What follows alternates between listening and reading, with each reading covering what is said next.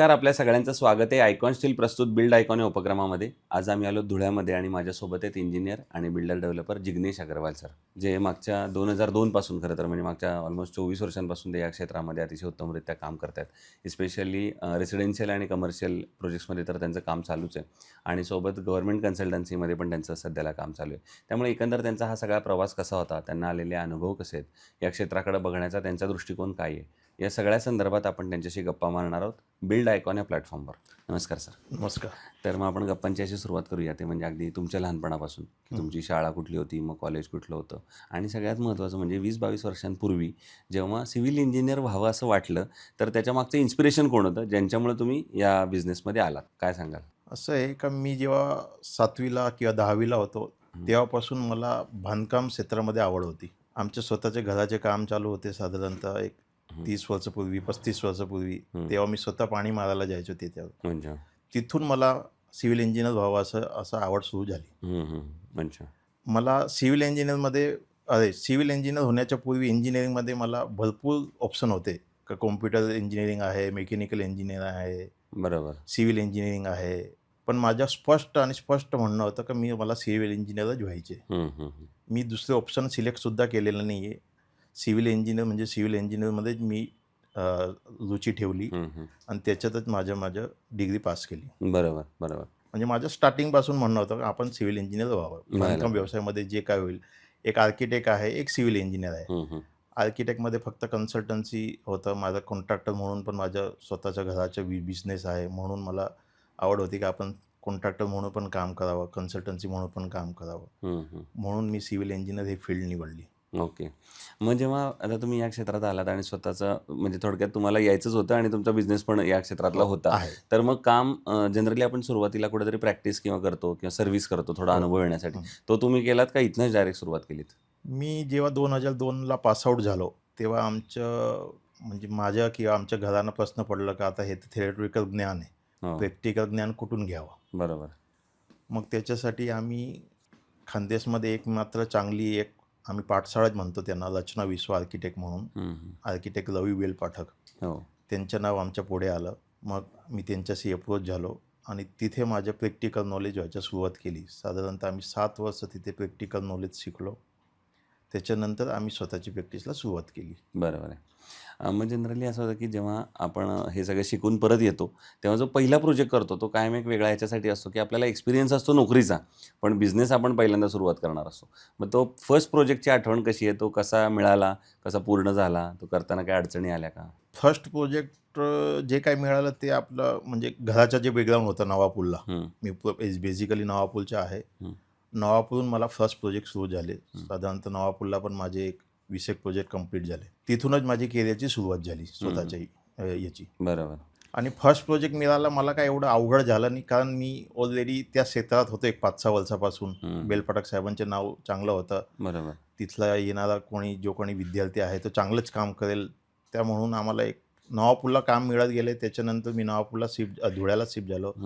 धुळ्याला त्याचप्रमाणे मला काम मिळत गेले. बरं. मग आता या क्षेत्रातल्या काही प्रश्नांकडे येऊया. त्यातला पहिला महत्त्वाचा प्रश्न आहे म्हणजे या क्षेत्रात तुम्ही बघितलं असेल अकुशल कामगार किंवा अनस्किल्ड लेबरचं पर्सेंटेज बरंच जास्त आहे आणि अशा लोकांबरोबर काम करणं बऱ्याचदा धोकादायक असतं, कधी दुर्घटना घडत असतात. तर तुम्ही हे लेबर मॅनेजमेंट साईटवर कसं करता? लेबर मॅनेजमेंट सहजता आम्ही जो कोणी ठेकेदार आहे त्यांनाच सोपवतो का तुम्हाला कुठले स्किल वापरायची, काय स्किल वापरायची ते तुमच्या प्रतीने बघा. आम्ही फक्त ठेकेदारांना मॅनेज करतो. जे लेबर कॉन्ट्रॅक्टर आहे म्हणजे अनस्किल आणि स्किलवाल्यांचा जो कॉन्ट्रॅक्टर आहे त्यांना तो मॅनेज करतो. आम्ही फक्त लेबर कॉन्ट्रॅक्टरना मॅनेज करतो. काही दुर्घटना घडली किंवा कसं शिकवायचं, काय शिकवायचं, काही किरकोळ प्रमाणात आम्ही त्यांना शिकवतो. पण जनरली सगळं शिकवण्याचं काम तो ठेकेदारच करतो, कारण ठेकेदारसुद्धा अनस्किलवरनं स्किलवरनं ठेकेदार बनतो. बरोबर. आणि दुसरं आता आपण सुरुवातीला म्हटलं त्याप्रमाणे गव्हर्नमेंट कन्सल्टन्सीमध्ये पण काम करताय. तर आता कुठल्या प्रोजेक्टवर साधारणपणे चालू आहे काम?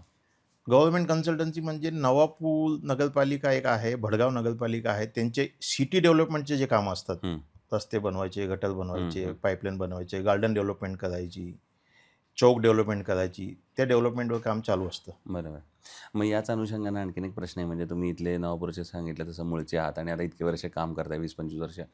तर येणाऱ्या 15-20 वर्षामध्ये प्रशासनानं कुठल्या सेक्टरवर, सेगमेंटवर आता काम केलं पाहिजे, तर आपण एक धुळ्याचा सर्वांगीण विकास, ओव्हरऑल डेव्हलपमेंट जर आपण बघितली, तर एक इंजिनियर आणि बिल्डर डेव्हलपर म्हणून तुम्हाला काय वाटतं, जर पुण्या मुंबईसारखी किंवा मोठ्या शहरांसारखी जर ग्रोथ इथं हवी असेल, तर आता काय करायला पाहिजे?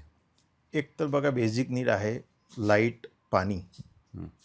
रस्ते, गटर. रस्ते मोठे पाहिजे, चौडे पाहिजे, गटर सांडपाण्याची व्यवस्था चांगली पाहिजे, लाईटची व्यवस्था चांगली पाहिजे शहरात, आणि चौक सुशोभीकरण व्हायला पाहिजे, गार्डन सुशोभीकरण व्हायला पाहिजे, हं, हं, कॉलनीमधले सगळे रस्ते चांगले व्हायला पाहिजे. हं. तर थोडं गावाला शोभा येतं. बरोबर. बऱ्याचदा असं होतं, की जेव्हा फ्लॅट घ्यायला एखादा कस्टमर जातो बिल्डरकडं, तेव्हा कायमच त्या कस्टमरला असं वाटत असतं, की माझं बजेट कमी आहे आणि त्या फ्लॅटचा रेट जास्त आहे. पण एक बिल्डर म्हणून आणि इंजिनियर म्हणून तुम्हाला वाटत असतं, की चांगलं क्वालिटी कन्स्ट्रक्शन आपण द्यावं त्यांना, म्हणून तो रेट असतो. तर मग अशा वेळेला क्वालिटी आणि बजेट हे दोन्हीचं तुम्ही बॅलन्स कसं करता प्रोजेक्टमध्ये? त्यांना समजून खलू घालतो का हा लोकेशन आहे, या लोकेशनवर तुम्हाला या किमतीत फ्लॅट मिळणार नाही. हं. तुम्हाला लोकेशन चेंज करावं लागेल तर तुमच्या बजेटमध्ये फ्लॅट मिळू शकतो. बरोबर. आजकाल लोकेशनवर भरपूरसं रेटचं निर्बंध आहे हं, हं, फ्लॅटवर. हं, हं. नाही, इन टर्म्स ऑफ कन्स्ट्रक्शन म्हणजे तिथला कन्स्ट्रक्शन क्वालिटी किंवा याच्यासाठी बजेट. कन्स्ट्रक्शन क्वालिटीमध्ये आता सगळ्यांची अपेक्षा झाली, मला वॉलपुट्टी व्हावं, मला बेसिक नीड तर पाहिजेच पाहिजे. बरोबर. त्या नीडमध्ये आपल्याला देणं भागच आहे. हो, हो. त्याच्यात अजून काही कमी काय करता येणार नाही. हं. फक्त लोकेशनमध्ये काय कमी येईल किंवा फिनिशिंग आयटममध्ये त्यांना काही कमी करून आपण फ्लॅट देऊ शकतो. बरोबर, बरोबर. आणि दुसरं कन्स्ट्रक्शनमध्ये स्टील आणि सिमेंट हे 2 महत्त्वाचे घटक असतात. तर मग जेव्हा स्टील सिलेक्शनची वेळ येते, तेव्हा जनरली तुम्ही काय पॅरामीटर्स बघता आणि मग ठरवता, की हे स्टील चांगलं आहे, हे वापरूया आपण? थोडंसं असं नरमसारखं म्हणजे बेंड इझिली व्हायला पाहिजे. हं, क्वांटिटी ऑफ वेट जे आहे पर रनिंग मीटर हं. ते परफेक्ट स्टँडर्डप्रमाणे व्हायला पाहिजे. बरोबर. मग आयकॉन स्टील यापूर्वी वापरलंय कधी कुठल्या प्रोजेक्टमध्ये? वापरलं आहे. अच्छा. मग त्यांची सर्व्हिस, डिलिव्हरी किंवा अवेलेबिलिटीबद्दल काय सांगाल? काहीच अडचण नव्हती. अच्छा. 3-4दा वापरलं. ओके. विथ बिल सगळं म्हणजे आम्ही रेग्युलर घेतलेलं आहे अच्छा. आणि वेळेवर दिलेलं पण आहे. जसं पाहिजे होतं तसं पण घेतलेलं आहे आम्ही. आम्ही टेस्टिंगसुद्धा करून घेतलं. त्याचे पर रनिंग मीटर वेट वगैरे काय आहे. हं, हं. त्याची डक्टिलिटी पण टेस्ट केली. बरोबर बेंड होतोय का नाही. आमच्या मिस्त्री लोकांना काही त्रास होत नाही ना त्या वाकवायला. हे हं. सगळं बघितलं. त्याच्यानंतर आम्ही प्रेफर केलं की आयकॉन स्टील घ्यायला काही हरकत नाही. हं, हं. मग आणि तुम्ही आत्तापर्यंत माझ्या ते 60पेक्षा जास्त प्रोजेक्ट्स केलेले आहेत. तर त्यातला एकच प्रोजेक्ट जर निवडायची वेळ आली, की ज्या प्रोजेक्टनं खरं तुम्हाला नाव दिलं, ओळख दिली आणि तो आज पण तुमच्या नावानं ओळखला जातो, असं प्रोजेक्ट, तर तो प्रोजेक्ट कुठला आणि त्याची काय स्पेशालिटी आहे? स्पेशालिटी म्हणजे आम्ही लहान याच्यात जागेमध्ये चांगलं प्लॅनिंग करून देतो असं रो हाऊस माझ्याकडनं भरपूर झालेत. अच्छा. मग त्या रो हाऊससाठी छोट्या प्लॅनिंगमध्ये, छोटी जागेमध्ये चांगले काय बसवायचे रूम, नंबर ऑफ रूम वाढवून अशी फॅसिलिटी घेऊन आम्ही चांगले रो हाऊस बांधले. त्याच्यासाठी लोकं माझ्याकडे आवर्जून येतात. ओके. वाह! आणि मग असे पण काही प्रसंग आले असतील, जेव्हा काहीतरी अडचणी आल्या असतील, काहीतरी आव्हानं आली असतील. म्हणजे अचानक पाऊस आला, कधी लेबर्स आले नाहीत, कधी ब्लॅक कॉटन सॉईलचा प्रॉब्लेम आला. तर असं एखादा प्रॉब्लेम आणि त्याच्यावरचं सोल्युशन, असं काही आहे का, आठवतंय का? प्रॉब्लेम तो रोजच येतात. त्याला हं, सोल्व्ह करावं लागतं. हं. लेबरचा हल्ली त्रास भरपूर आहे. पण त्याच्याने काय 2 दिवस उशिरा होईल काम, पण होईल काम, चांगलं हं, होईल. हं, हं, हं. बरोबर. आणि आता अगदी शेवटचा प्रश्न ते म्हणजे या क्षेत्रामध्ये आता जे नवीन तरुण सिव्हिल इंजिनियर येतात, जसं 20-22 वर्षांपूर्वी तुम्ही एंट्री घेतली या फील्डमध्ये. आता जे नवीन एंट्री करणार आहेत, त्या सगळ्या इंजिनियर्सना तुम्ही काय सल्ला द्याल? चांगलं काम करा. चांगलं काम करणाऱ्याला काहीच तोड नाही आहे. लोकं स्वतःहून येतात आणि नॉलेज भरपूर पाहिजे. हं. आमचं क्षेत्र असं आहे की प्रॅक्टिकल नॉलेज भरपूर पाहिजे. बरोबर. प्रॅक्टिकल नॉलेज हाच तुमच्या आयुष्याची तिजोरी आहे. वाह! तर हे होते इंजिनियर आणि बिल्डर डेव्हलपर जिग्नेश अग्रवालजी आणि त्यांनी सांगितलं त्याप्रमाणे जसं आपण एखादी बिल्डिंगचा पाया मजबूत असला पाहिजे असं म्हणतो, तर ती बिल्डिंग हाय राईज टॉवर त्याच्यावर उभं राहू शकतो. तसं तुमच्या करिअरचा पाया आहे, तुमचं नॉलेज आहे आणि ते जर तुमच्याकडे चांगलं असेल, तर तुम्ही करिअरची त्याच्यावर बिल्डिंग चांगली बांधू शकाल येस. आणि मग पुढे जाऊ शकाल. ऑफर प्रॅक्टिकल नॉलेजच्या भिंती त्याला लागतील आणि मग सगळे बाकीचे एक्सपिरियन्स त्याला लागतील. पुन्हा एकदा सर आपले मनापासून आभार की तुम्ही आलात थँक्यू. आणि भविष्यातसुद्धा असेच उत्तमोत्तम आयकॉनिक प्रोजेक्टची निर्मिती आपल्या हातून घडावी, याच आयकॉन स्टीलतर्फे मनःपूर्वक शुभेच्छा. Thank you very much. थँक्यू.